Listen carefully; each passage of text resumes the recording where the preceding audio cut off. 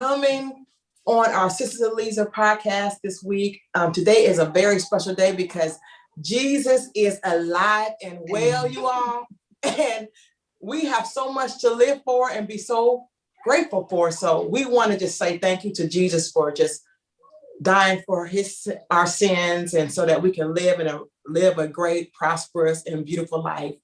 My name is Tracy Cook, and I am one of the Sisters of Leisure, where we are living every day and seeking and understanding real events. And I am Michele Abdul Kuli. I'm the little sister, and today we are blessed to have Consuela Trammell on the show. She is the author of Love and Betrayal.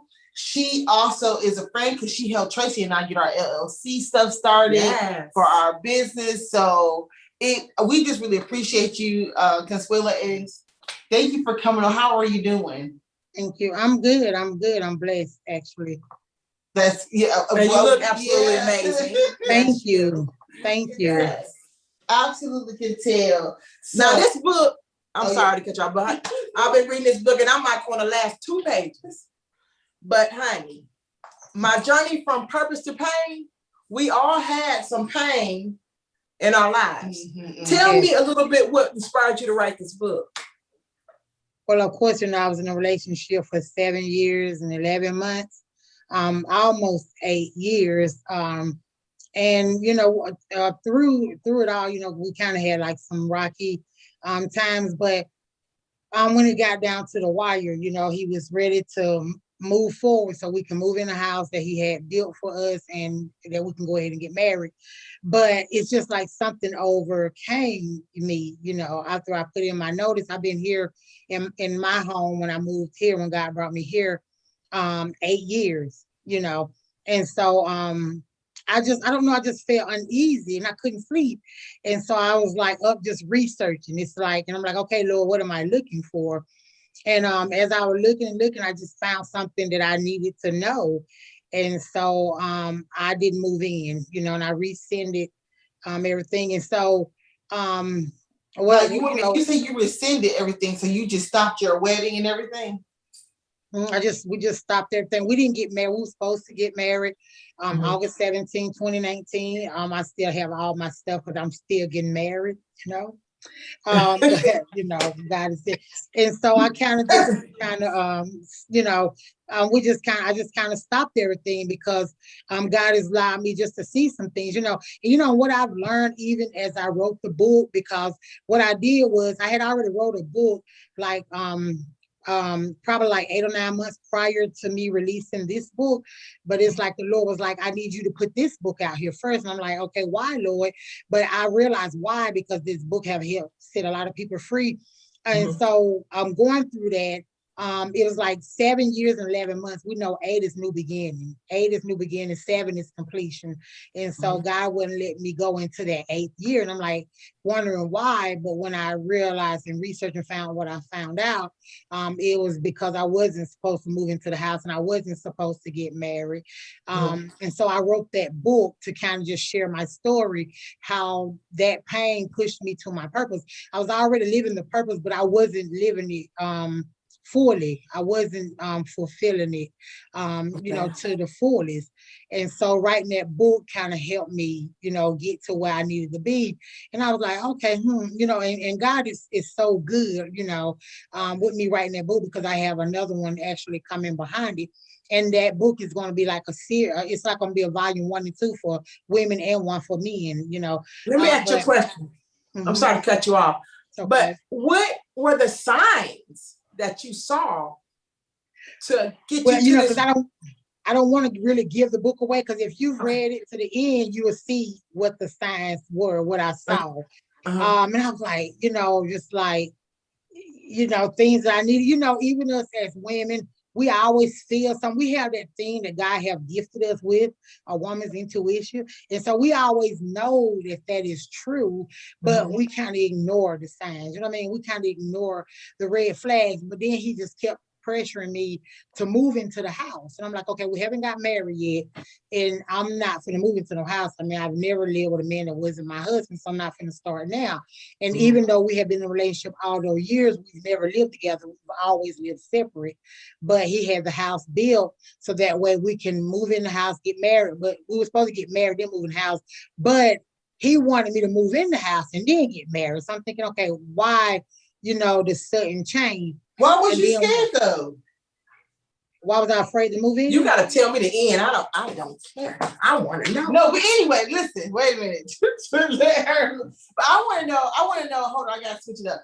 What made you, like, you are author, you decided to sit and write a book.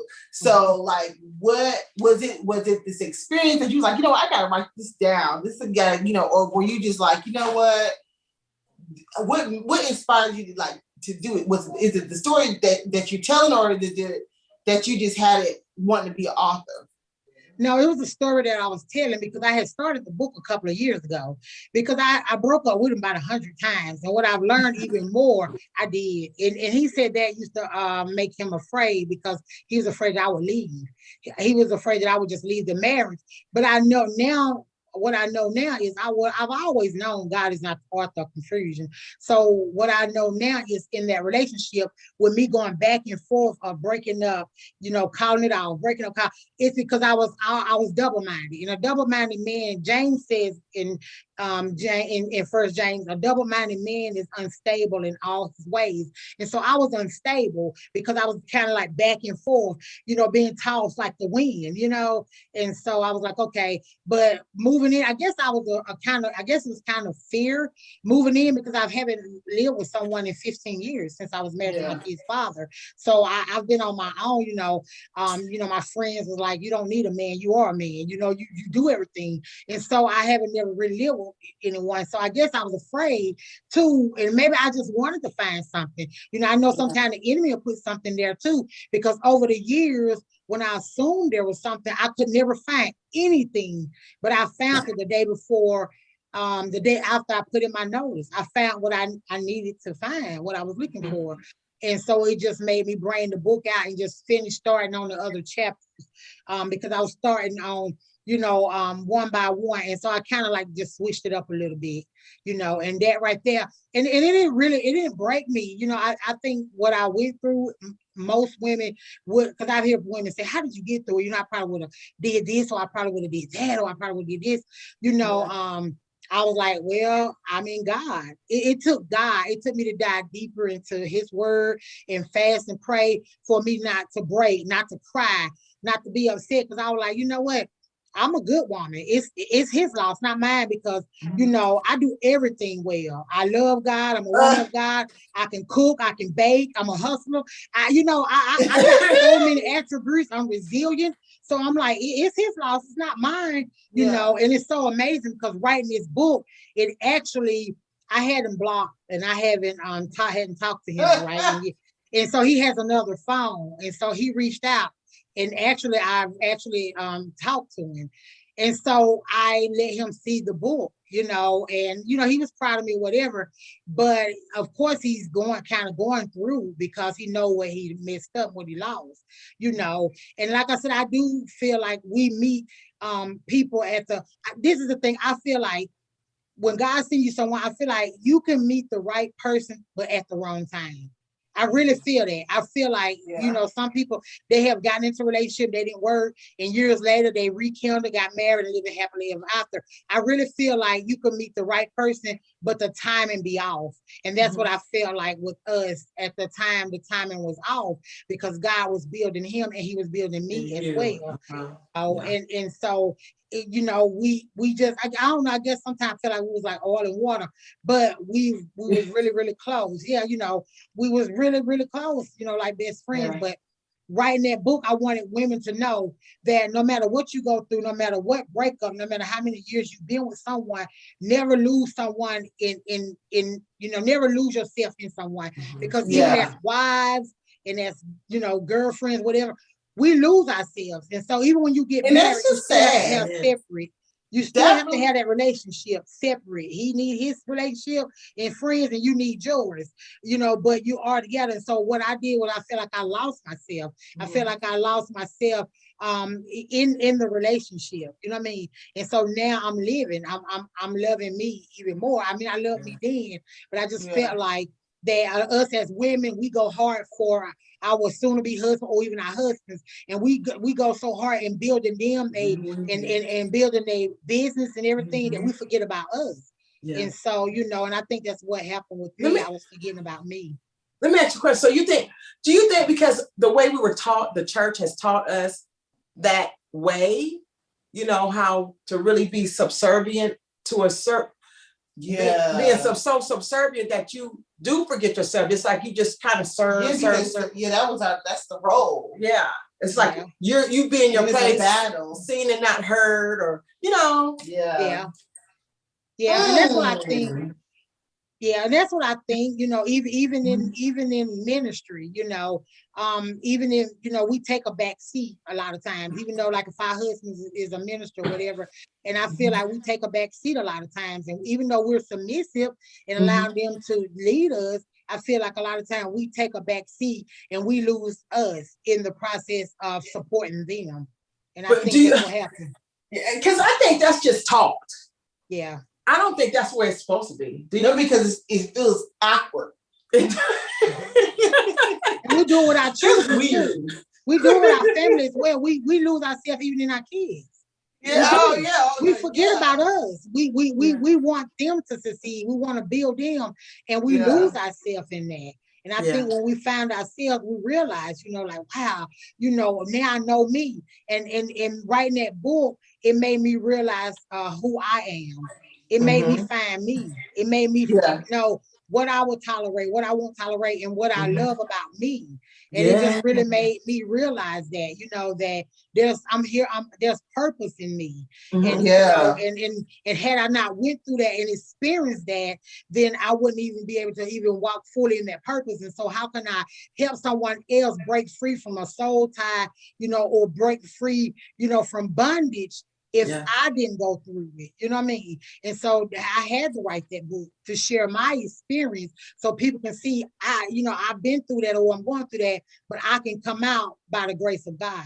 Yeah. So you think to bring me out. So you think like moving forward, now that you know, do you feel like it was a curse broken and that you can teach your kids now, because they're 20 to 30, to be take care of yourself, know what you like, know what you dislike, make sure you are full before you try to keep pouring into someone else and you just drain dry. Yeah. Right. Live on purpose. That's what I said. If whoever he is, because he's somewhere, he has to be living in purpose and living in healing, or not in healing, but living to healing on purpose. So that's important in life. And that's something a skill that we aren't taught, really. Yeah, and he's learning that because, like I said, talking with him, his sister is a minister, so she's helping him with that because he wasn't taught. Like all the men in his life, he lost his father when he was 5. His stepfather wasn't a good role model, so he said he was never taught. Like he wasn't never taught to really wear his feelings on his sleeve. He was never taught, to be able to express. He listened to what others say, and then he was also caught up in pride, and so he listened. So he wasn't never really taught. He knew he loved, but he didn't really know how. You know what I mean? He really didn't. Sounds like a relationship may could kindle from this. I mean, I'm just saying. I'm just saying, like you say, you may meet at the wrong time. And things change because people change. God has the power to change anything and anybody. He does. You have to think about that kind of stuff, because it's not like you got abused or spoken recklessly to and things. You have to really keep your heart and mind open to sometimes receiving something. I don't know. I'm not a therapist or anything like that. Or a matchmaker. Yeah, I'm not. But everything like except for what he done, in there, he was everything, really. Like, he was like my best friend, and he never abused me. Like, he never disrespected me, never called me out my name, and he never raised his voice at me. So he was just, I mean, he was a good guy. He just, I won't say he wasn't, which of course my kids and my family, no one seems to like him now, which I get it. But he just did that one thing, and then I finally asked him, I said, what made you do that? And he told me, and I was like, wow. And I was like, so what were your intentions? You were going to move me in this house, and then you was going to do this, like what I told my kids that he was going to do. That's exactly what he said out his mouth. I didn't even tell him what I thought. I let him say it. And I said, oh my God, that's exactly what I told my children. That's what you was going to do. And now you're trying to fix he's trying to right his wrong. What he done, he's trying to fix it now. And he told, his sister and everybody, and they was like, well, you just got to follow your heart. And he was like, well, my heart is with you. He was like, I said, well, why would you hurt me? I said, I would never have done that to you. And he was like, I know. He said, well, my heart is with you, and I was just like, I mean, I have to forgive him. And so it taught me, even writing this book, how to forgive, because at first I wasn't there. I really wasn't. And months later, my healing took place. Even though writing the book, I did not write from a hurt place. I was healed, but talking to him now, I realized, like, wow, I actually feel sorry for him. You know what I mean? Because I'm like, wow, and I had to forgive him because he see that God had really, really been blessing me. And not only that, he realized, dang, no matter what I done, she's still the same Consuela with the same pure heart, where she can sit here and conversate with me and forgive me, And I feel like me forgiving him taught him something as a man. I really do. I just really felt like it taught him something, because I really do. I feel like it probably did, because there's a lesson in everything. Yeah, it is. Yeah, you have to learn from it. Yeah, absolutely. But I'm gonna change this up just a tad. Okay. Because you wrote this book, and it's an absolutely beautiful book. If anybody can see it, very nice book. How did you get to connect to get a book beautifully published like this? What did you do? What was the process? What was the process of that? Well, when I started writing the other book, because I wrote another book, which was preference over purpose, how I chose my preference over my purpose. And that's the book God said, no, I need you to put this one first, love and betrayal. So I'm like, okay, Lord, because I was writing also letting people know how a lot of times we'll choose our preference over God's purpose. A lot of us do that.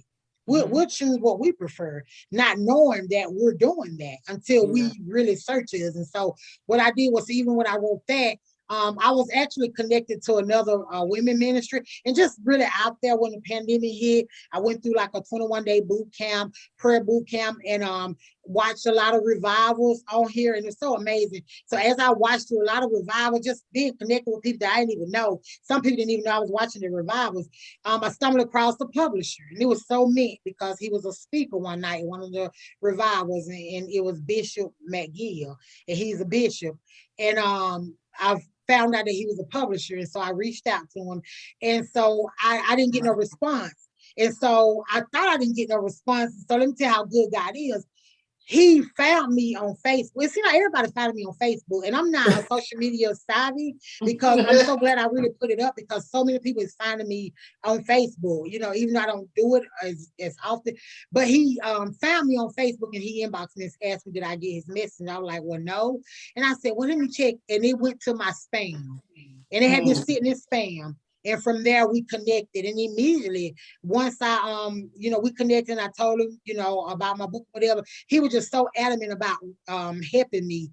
And as soon as I sent him a transcript, he sent me my cover like a couple of days later.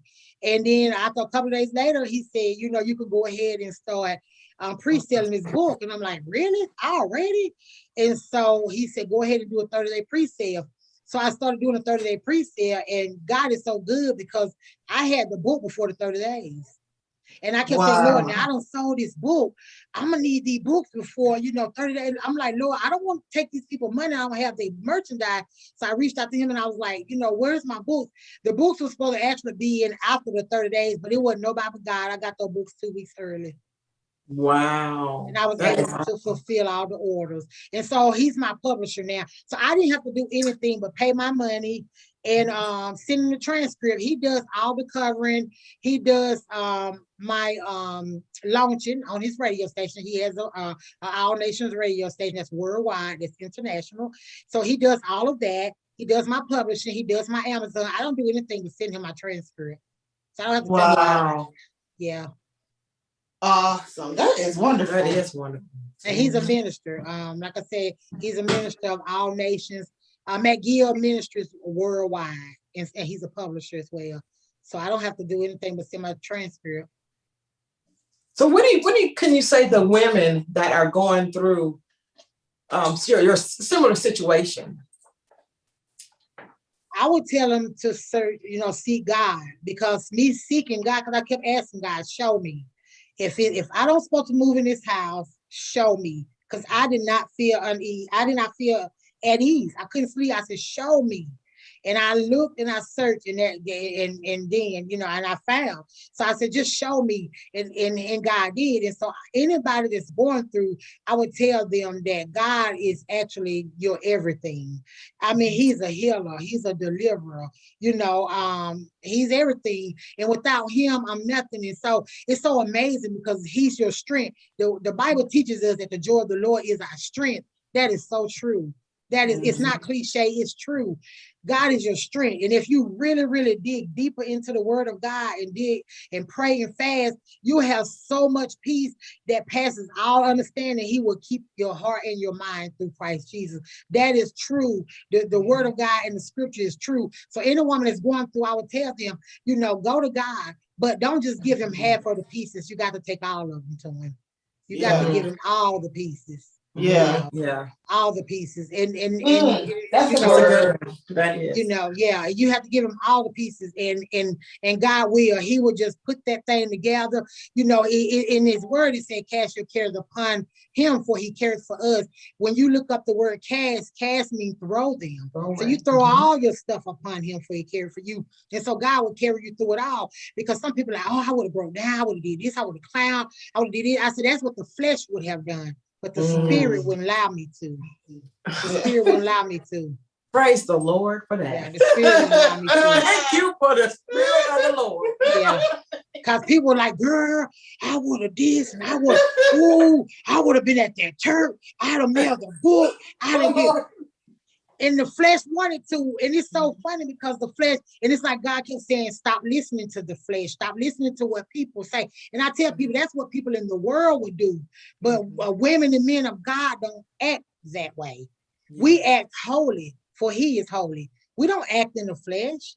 We can't act in the flesh. We can't go out there sabotaging anything. No matter how bad a person hurts you, the Bible said, God said in his word, he said, save room for me to get angry. He said, vengeance belonging unto me.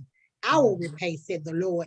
That is what God said, he will repay. And so we can't go around here seeking vengeance on people and trying to repay evil for evil, because the Bible does not teach us that. It's not even worth it. Now that I know, because I've worn myself out trying to get back, I can admit that. You know what I mean? Yeah. Just foolishness. Yeah. But it's just not worth all of that. Because like you said, God said, vengeance is mine, said the Lord. Yeah. So let him do his job, and I'm going to step out of the way and rest and have peace. Yeah. Because you know what? His vengeance is a whole lot better than ours. I know. It's a whole lot better than ours. Yeah. And he can handle it. So basically he's telling you to let me handle this. Yes. However he handles it. So don't keep dipping in it, because you're just going to mess up what I'm trying to do. Yeah. So I just thank God for him and what he is doing, to help you in your life and all the things that he's done for your life and ours. Yeah. It's a blessing. God is amazing. And I tell people, do I look miserable? Do I look broken? Yeah. Do I look broken? No, because that's God. Yeah.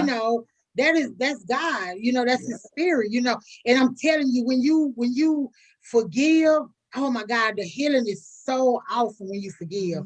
When you forgive, you can smile again.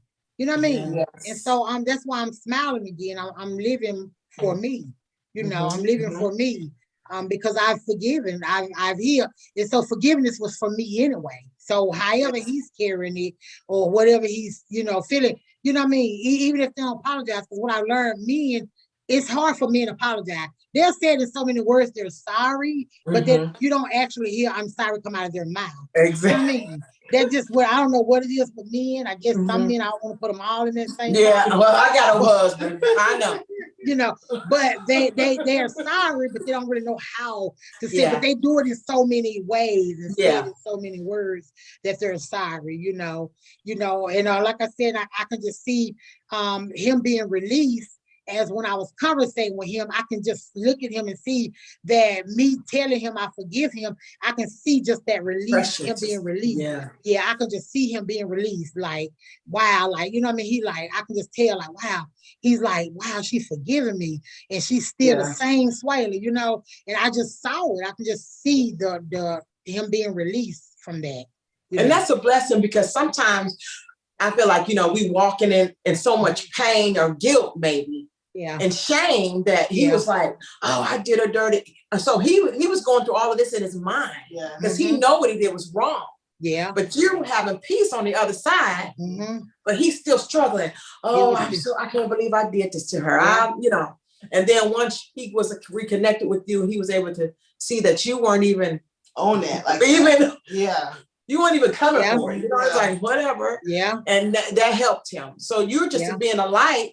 That is, God is using you as a light to help him. And anyone else that's done you wrong, because God gonna use you as that light to help them people that did you wrong. They're gonna be looking so sad, but we're gonna love them anyway. Yeah, we're gonna love him anyway. Absolutely, you know. And I would see him in passing. He would see me too. And he said he just couldn't stop thinking about it. He couldn't stop thinking, you know, because when I found out whatever, I just deleted, blocked, and shut everything down. So he wasn't able to reach out to me for almost a year, you know. And so then after that, like I said, you know, just talking with him, whatever, he was, you know, telling me the times he saw me in passing, and I was like, I know, because I was right beside you, and I heard, I like I didn't see him. I was just like, and kept on going, but you know, it was times, but you know, I was just like, you know, and I just looked and smiled, you know, and just kept on moving. So he saw regardless, like, I guess he was like suffering, like, dang, I'm suffering. But every time I see her, she just got the smile on her face. Because like I said, because I'm living, once I forgave,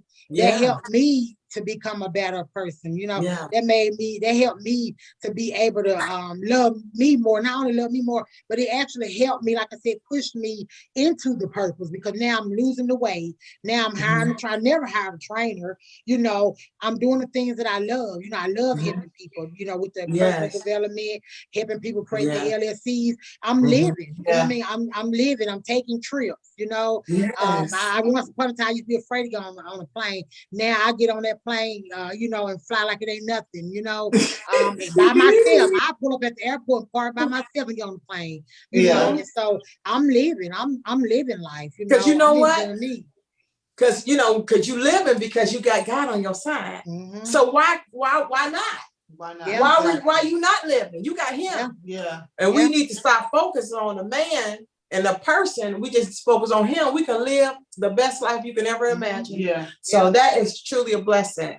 But before we go though, like, so what's your social media handle? How people can get in contact with you for your book? The book is on Amazon, but I also have my personal development coaching business on Facebook. You can also find it through Google. And then I also have my website, which is consuelatremel.com. So you can go to my website and get the book, as well as any coaching services, mentorship program, anything like that. Yeah, because you helped us out to get our LLC, and we really, really appreciate it. And she helped you one-on-one. She is great. She's truly amazing. And we just appreciate you so very, very, very much. Thank you. You are really happy to bless. So please, you can find Consuela on Facebook. She does have, is it Queendom? I do have the Queen's Academy, which is a private group. Queen's Academy for us. And then I have the Queen's Academy personal development and business coaching, which is on Facebook as well. So I have that, Okay. So even though it's Queen's Academy, I still help guys too, because I have Yes. some guys on here that I've helped, that Okay. I've helped, establish the LLC, help trademark their business, and just kind of help do a lot of things with that as well. Okay, so we love you. We love you guys everybody. And we're so happy that you all came to watch our podcast, Sisters of Leisure. We love you all, and I hope y'all have a wonderful rest of the week. Yes. Make it great. Yeah, do something for you. Yes, wake up and win, because you got this. Whatever you want to do, you can do it. Yes.